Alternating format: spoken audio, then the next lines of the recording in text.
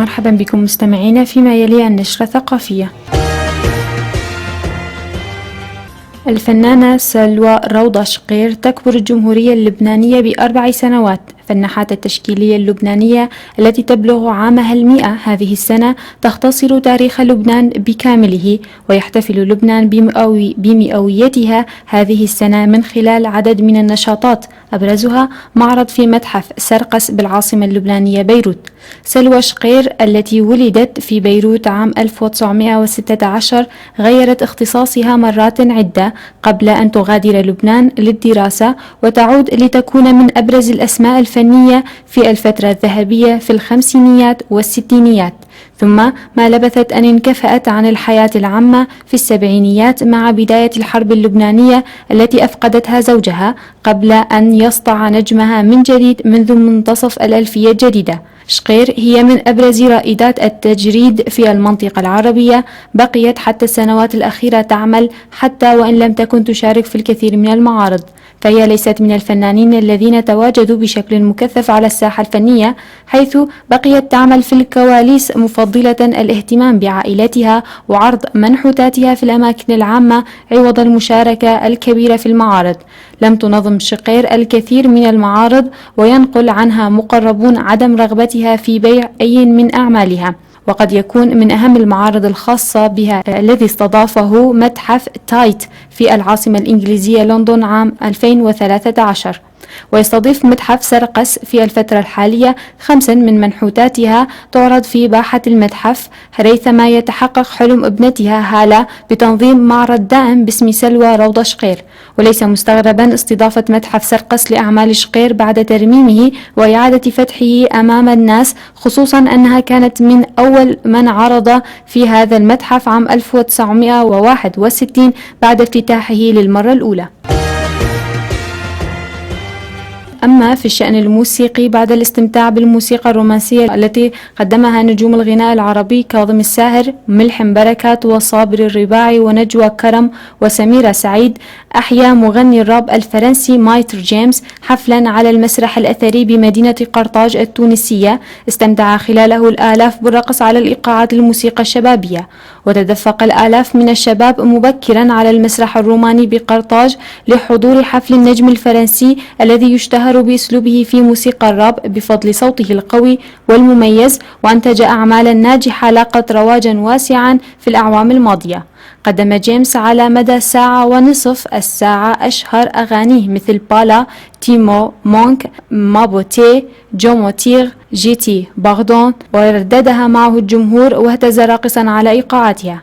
الحفل هو الأول للمغني الفرنسي في تونس، وخاطب جيمس الحضور قائلا: سنرى إن كان جمهور قرطاج سيتفوق على جمهور موازين، في إشارة إلى مهرجانه الموسيقي الشهير في المغرب.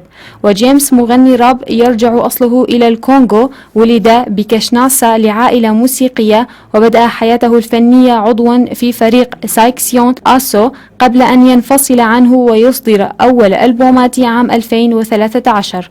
وشهدت الدورة 52 لمهرجان قرطاج، أحد أعرق المهرجانات الفنية العربية، أيضا مشاركة نجم الراي الجزائري الشاب خالد والنجم المغربي سعد المجرد. وقدمت خلال المهرجان أيضا عروض مسرحية مثل مسرحية عنف من إخراج فاضل الجعايبي وجليلة بكار، ومسرحية كوميدية للطفي العبدلي. من المتوقع أن يتمكن معهد تونس للترجمة الذي حصل على حقوق ترجمة دائرة المعارف الإسلامية الموسوعة الأضخم والأكثر صرامة من مؤسسة بريل الهولندية من إنهاء ترجمة بعض أجزاء هذه الموسوعة بحلول عام 2018.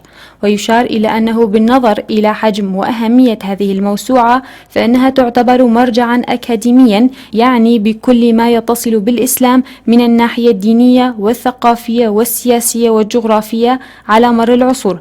وقد نشرتها شركة بريل الهولندية في طبعتين من 13 مجلدا يحوي كل مجلد على 6000 صفحة. وستمكن ترجمة دائرة المعارف الإسلامية معهد تونس للترجمة من المنافسة على أكبر الجوائز للترجمة العالمية، فضلا عن العوائد المالية الضخمة التي سيوفرها المشروع، والأهم من هذا ما ستوفره النسخة العربية من الموسوعة للباحثين والراغبين في الاطلاع على تفاصيل حضارية وثقافية دقيقة من التاريخ الإسلامي، والتي قام بتجميعها عدد من المستشرقين منذ مطلع القرن العشرين. ويذكر أن دار نشر بريل التي نشرت هذه الموسوعة تأسست في عام 1683 بمدينة لايند الهولندية، وهي متخصصة منذ ذلك الحين في نشر كتب عن تاريخ الشرق الأوسط والدراسات الإسلامية والآسيوية وكتب العلوم واللاهوت.